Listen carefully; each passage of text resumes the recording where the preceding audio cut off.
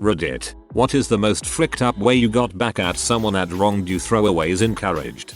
My sister was dating this guy for a while and moved in with him about 2 years ago. She moved back home 6 months later because he violated her. My whole family wanted to press charges, but my sister flat out refused, saying he didn't mean to and crap like that. Fast forward a year later. The guy and a few of his friends got drunk and set off fireworks in some school buses in my hometown. Being drunk, he immediately told my sister about it, and she told me. I turned around with no hesitation and told the cops. He's still awaiting sentencing as far as I know. His friends turned on him for lighter sentences. He got kicked out of school and lost both his jobs, and I am so glad I did it.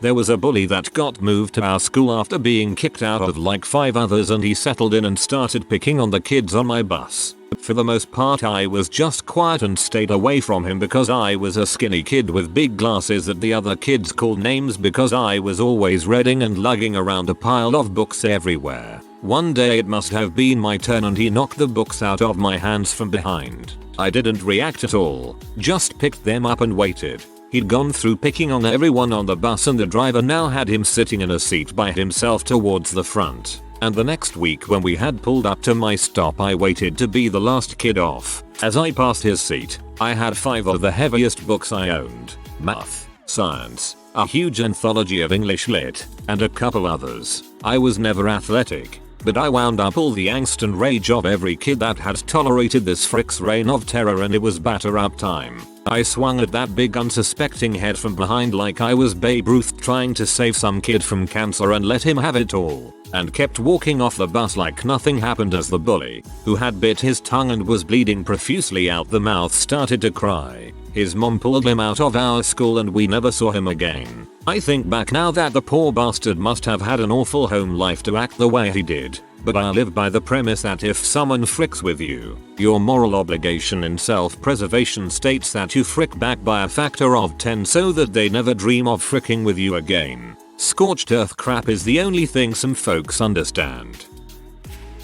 A friend pawn sold some ice fishing and hunting stuff I let him borrow while he was apparently going on a trip just under a year ago. He said he lost it all on his way back. He played it off like it was no big deal, but there was nearly $1,000 worth of gear. But he got a new computer that he was wanting right after he got back. So around this time of the year, we decided it's about that time, and we created several Craigslist ads saying he had free Twilight tickets. Call or text ASAP. We put it in the big metro areas where we know lots of people would be looking. 79 phone calls and 261 text messages. I saw on his Facebook not friends, just he leaves it open because it helps pick up chicks. He changed his number because of this. He posted his new number. Guess who had free Justin Bieber tickets? 209 phone calls and 719 text messages later he had to change his number again. He posted new statuses on both times flipping his crap.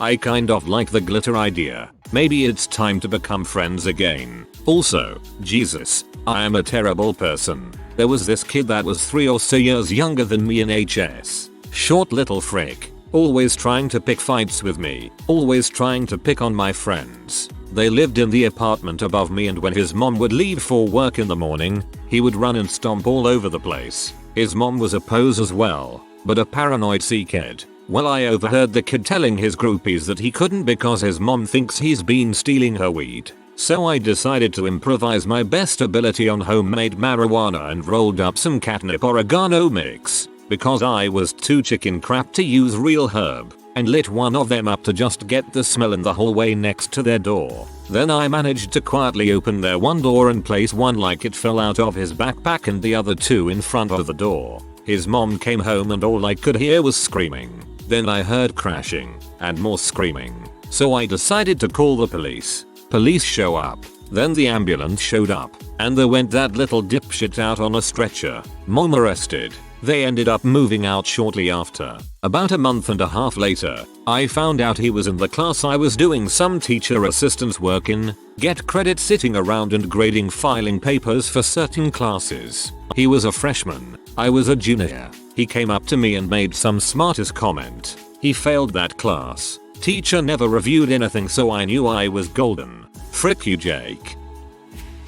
I worked for T-Mobile as an event rep, setting up activation events at the big box stores I'd visit. My favorite manager's boyfriend offered me a job at a local T-Mobile exclusive dealer. It started off well. Then he started interfering with my sales and customers, then ringing them as his. He was the manager. Or, I'd have a customer close to buying and he'd swoop in and close it himself. Then, I got moved to salary which was far less than I got paid hourly. $300 a week for dang near 80 hours. He did fraud on customers' accounts, upgrading one line but taking the credits from all 5 and selling the other 4 phones as prepaid. He'd report phones out of contract as lost, stolen, and start new lines with new numbers for customers. I found out that he had a MySpace's girlfriend, my friend from my T-Mobile job, did not know about. He had cheated on her on about a weekly basis. This guy really dug himself a hole when he sold $3,000 of free RAZRs to a guy with a stolen tax id. This guy scammed his store,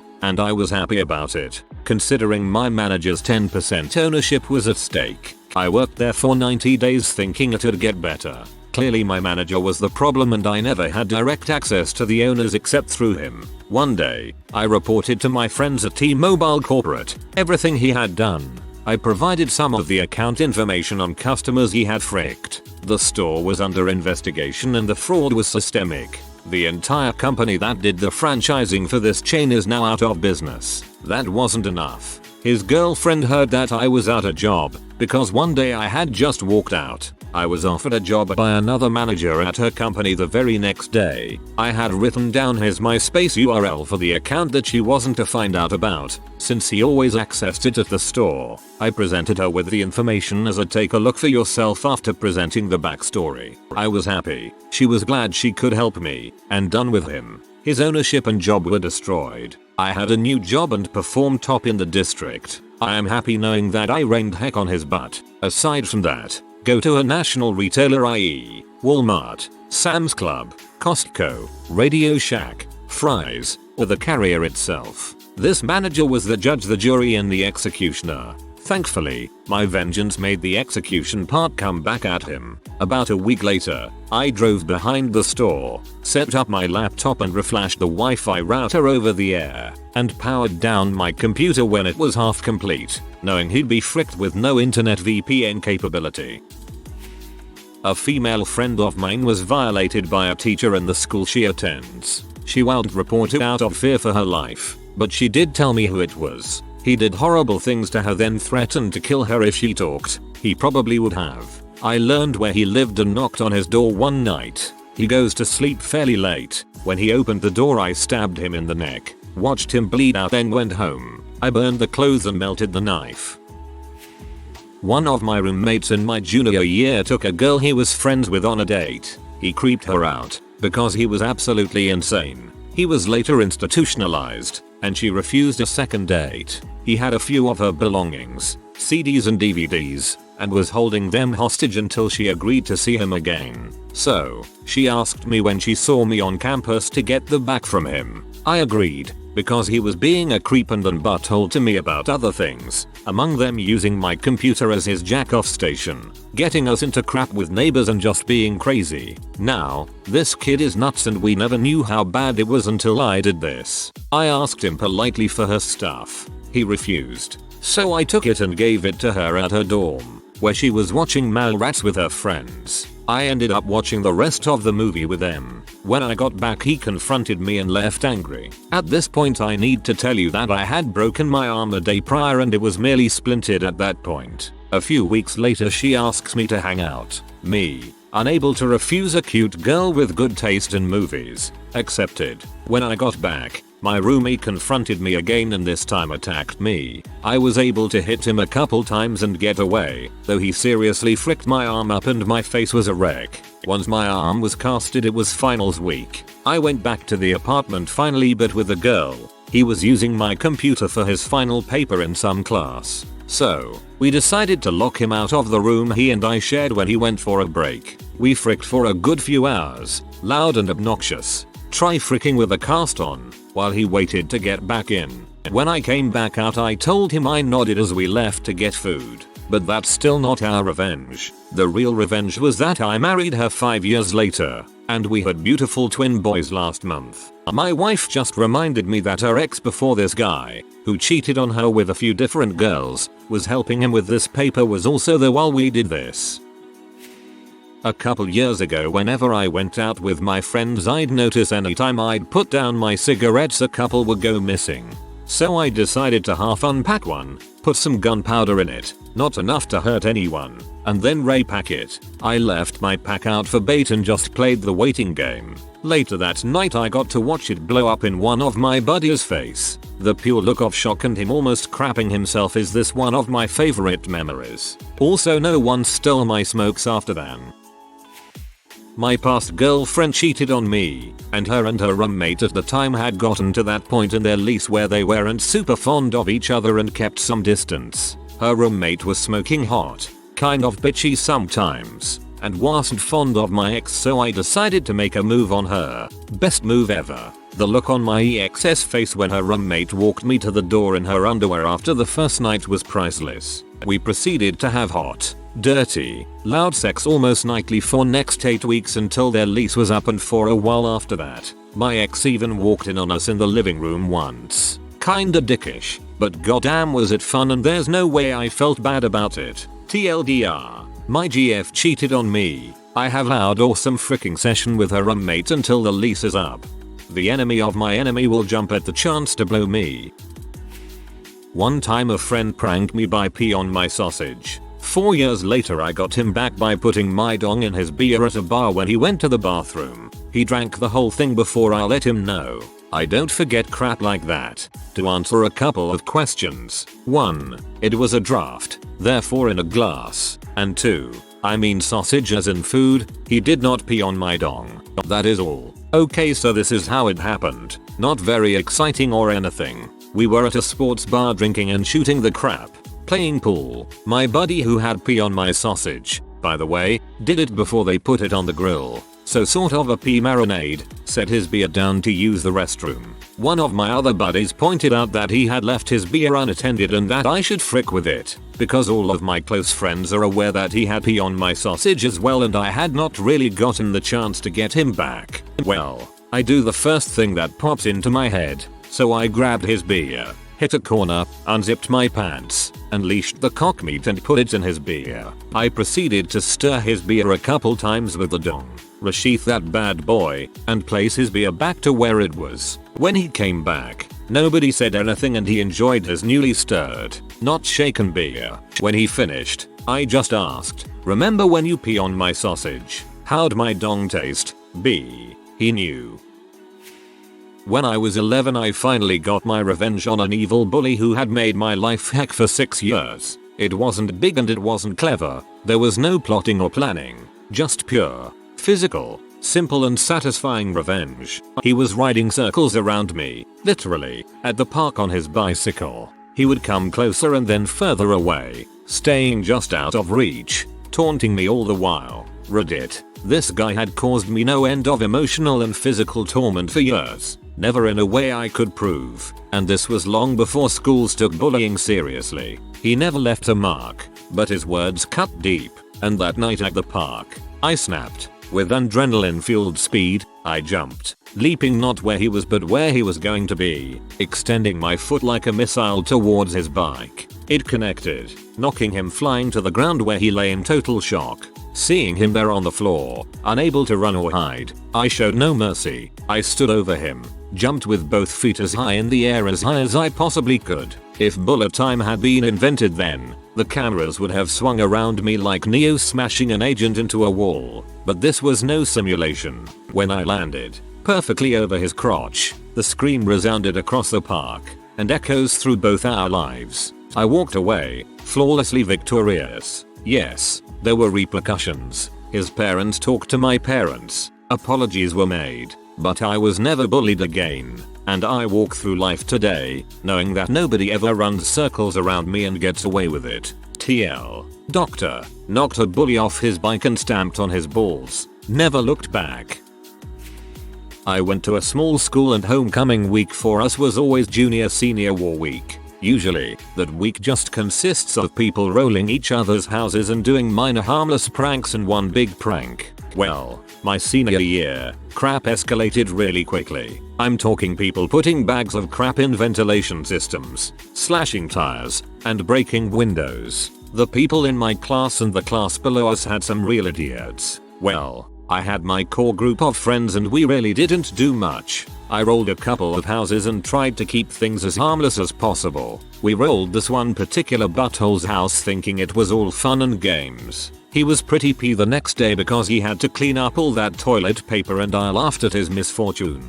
It was a bad move though. I didn't realize that he was freaking psychopath. The next morning, I woke up to find my dog dead. I was heartbroken. Went to school and this crap butt-fucked useless piece of crap of a human was bragging about how he poured antifreeze in my dog's bowl. I went straight to the principal, who was already saying that she was going to expel anyone who was participating in the war, and she called the police and we had that fuckwit arrested. He went to one of those youth facilities for the bad kids. Cut to a few years later, I go back to my hometown to see that prick working a Walmart, depressed, alone, and all that good stuff. I laughed at his misfortune and he punches me, which gets him fired from his crap butt minimum wage job at Walmart. I hear he's pretty depressed now, alone, and still poor as crap. Frick that guy. I'm glad his life is in the shitter.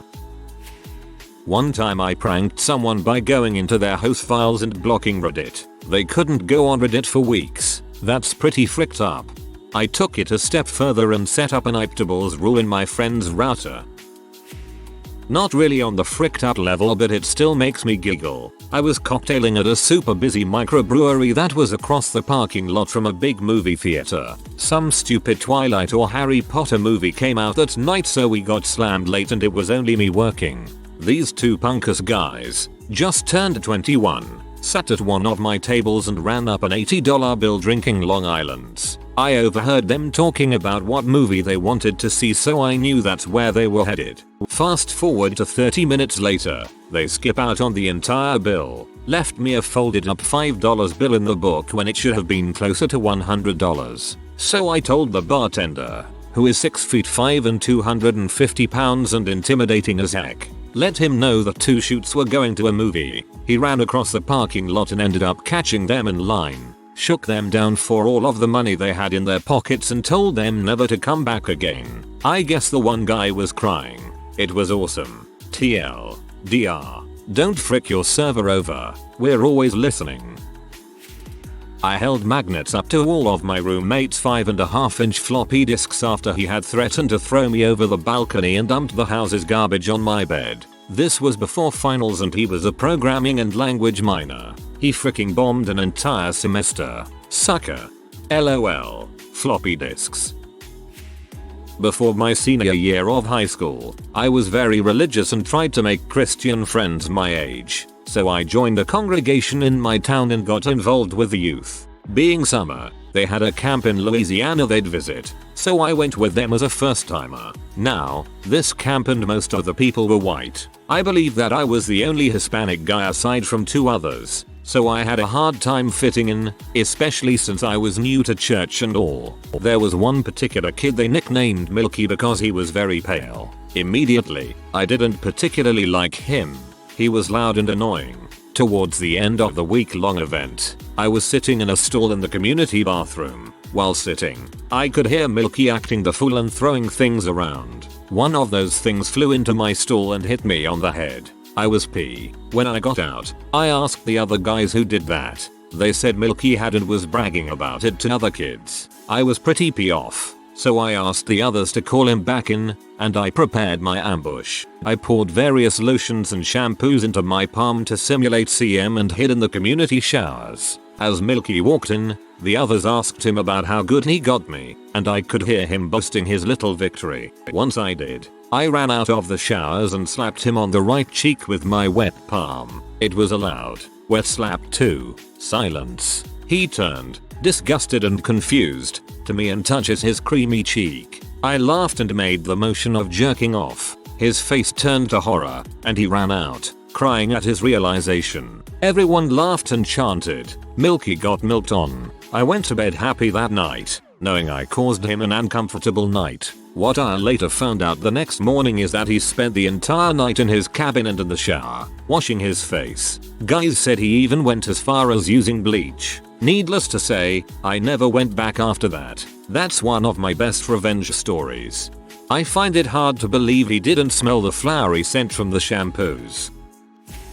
My best friend since I was 3 years old started texting and flirting, then eventually sleeping with my boyfriend of 7 years. He was apologetic, regretful, and begging for me back, as was she. It was a mistake, they said. Never happen again, they said, until it happened again. Well, my best friend had this obsessive relationship with this guy Billy, who was so heartbroken by her infidelity. He came to me. He felt like a loser having just lost both his girl and his job, so I hired him at my job where I was a manager. We became good friends, and my now ex-best friend was going nuts. I then started a rumor that Billy and I were dating and serious about it. She saw us in a car together while I was bringing him home and went freaking nuts. She started driving like a psycho and texting me saying, "How could you do this to me? Why would you do this to me, Buick?" I ignored them. I dipped off the road and dropped him off at home, and unfortunately had to fire him for stealing money from work.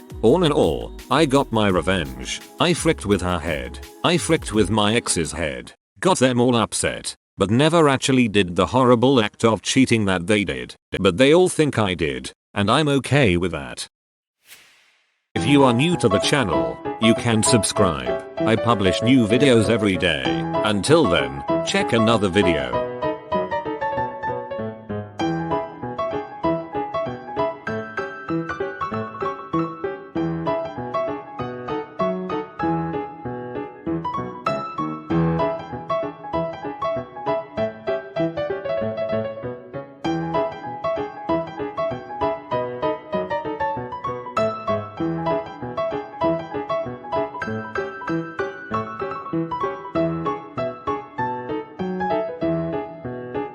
Bye for now.